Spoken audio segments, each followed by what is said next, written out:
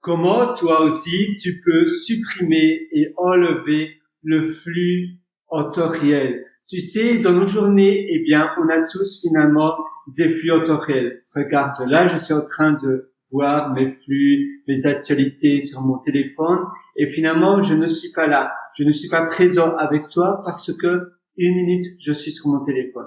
Eh bien non, ton téléphone, tu le mets à la poubelle. Pas à la poubelle, mais en réalité, il y a une façon encore plus efficace de garder son téléphone, mais que ton téléphone ne te contrôle pas, mais toi, tu puisses finalement contrôler la situation. Première chose, et la chose la plus basique, je pense que tout le monde, j'espère, fait cela maintenant, c'est de mettre les notifications sur off.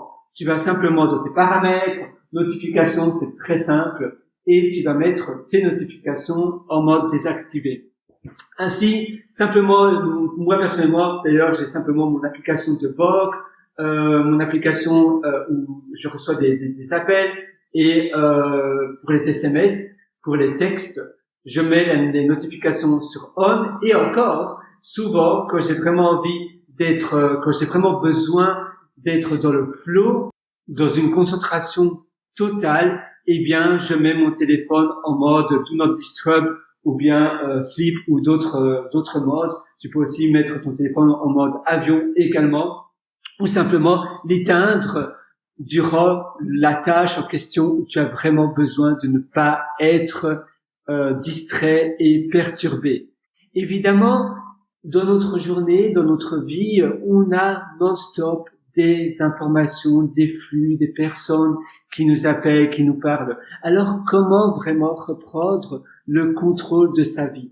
Eh bien, premièrement, en mettant ses notifications, en contrôlant toutes les notifications de son téléphone, de son ordinateur, etc., mais aussi en acceptant de ne pas être joignable. Tu dois finalement montrer que tu es une personne qui ne répond pas directement. Les personnes s'habituent finalement à la manière dont tu réponds. Si tu es une personne qui répond directement, instantanément à toutes les demandes que tu reçois, les personnes vont s'habituer à ce que tu répondes directement.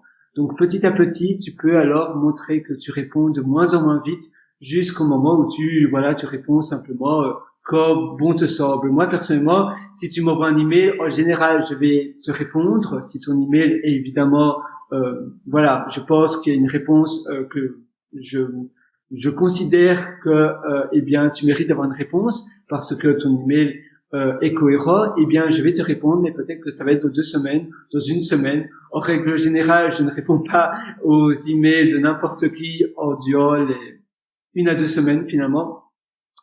Et finalement, c'est comme ça parce que j'ai d'autres priorités, j'ai d'autres choses que je considère plus importantes. Parce que évidemment, on a tous 24 heures dans nos journées, mais tout dépend de la manière dont tu gères tes 24 heures.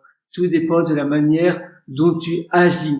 Et c'est pour cette raison-là que personnellement, moi, j'ai pris la décision de répondre. Évidemment, ça dépend de si c'est un email vraiment urgent ou pas.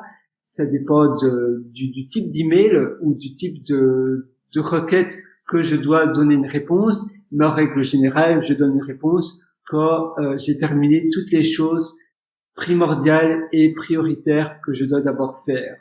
Avoir une liste de tâches avec une application du style Google Keep, Things 3, THNGS 3. J'utilise aussi Gtask. Avant, j'utilisais Gtask. Maintenant, j'ai migré vers Things 3. J'utilisais aussi l'application d'Apple Reminder, mais par contre, ça fonctionnait pas très très bien. Maintenant, le problème avec Things 3, c'est que tu dois acheter une licence, donc l'application pour chaque type de device. C'est seulement disponible pour Apple, mais tu dois acheter une licence pour Mac, pour iPhone, pour l'Apple Watch, etc. Maintenant, tu dois pas payer tous les mois, ce n'est pas mensuel.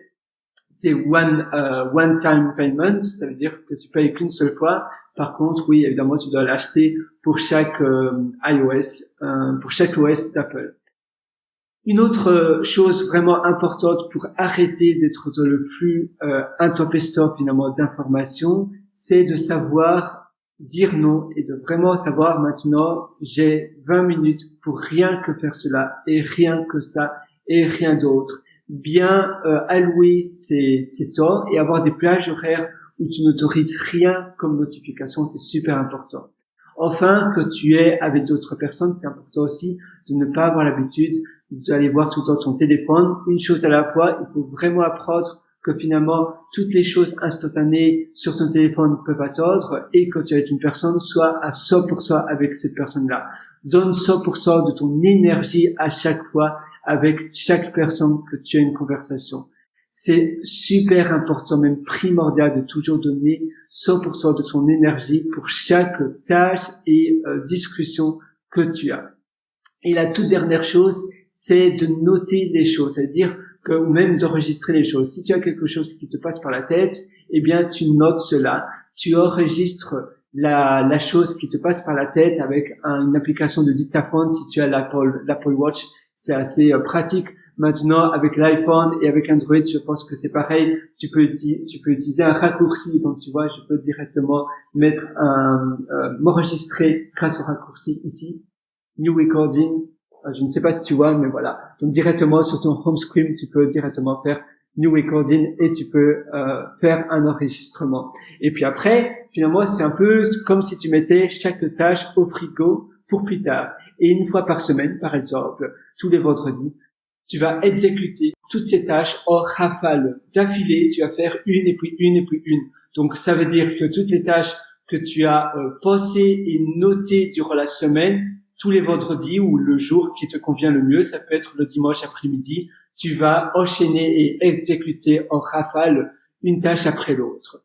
Et ça va aussi te permettre de te libérer des flux instantanés. Parce que si à chaque fois que tu as quelque chose que tu penses à faire ou que tu dois faire et que tu le fais, premièrement, tu vas perdre beaucoup plus de temps, mais tu vas aussi perdre énormément en concentration.